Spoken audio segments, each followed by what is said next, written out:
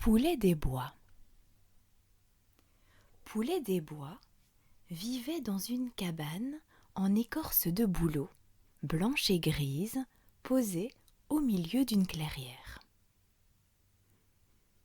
Alentour, la grande forêt de sapins se pressait, pleine de mousse, de fougères, de framboises et de champignons rouges à points blancs.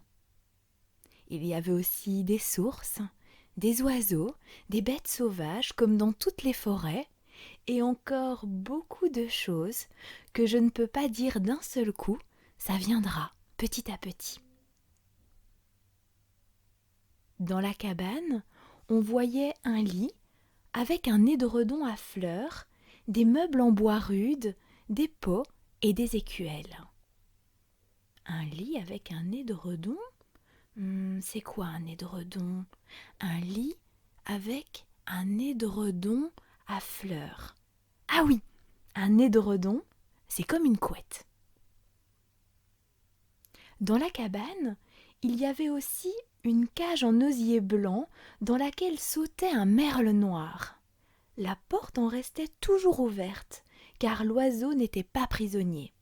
C'était le grand ami de Poulet des bois. Il s'appelait mon merle noir. Et Poulet des bois, qu'est-ce que c'était ? Un petit poulet ?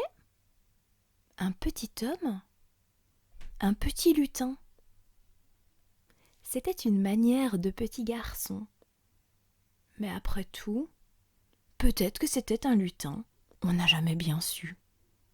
Il avait des boucles blondes et le nez en trompette, des yeux bleus naturellement, des joues roses comme des pommes. En hiver, il portait une longue blouse et des culottes bouffantes avec des bottes rouges. L'été, il allait presque nu. Mais en toute saison, il avait sur ses épaules un petit capuchon pointu fait de fleurs. Tantôt c'étaient des primes verts, roses et jaunes, tantôt du muguet. Un peu plus tard, c'étaient des campanules ou des digitales pourpres. À l'automne, des colchiques mauves. En hiver, des roses de Noël blanches avec leurs larges feuilles noires. Maintenant que vous connaissez Poulet des bois et sa maison et son ami, en avant pour l'histoire. Une nuit, que Poulet des bois dormait sous son petit édredon fleuri, la lune vint le regarder sous le nez à travers la lucarne. La lucarne. C'est quoi une lucarne ? J'observe l'illustration. Mais oui, une lucarne, c'est une petite fenêtre dans le toit. La lune trouvait Poulet des bois si joli qu'elle le contempla longtemps et se mit en retard.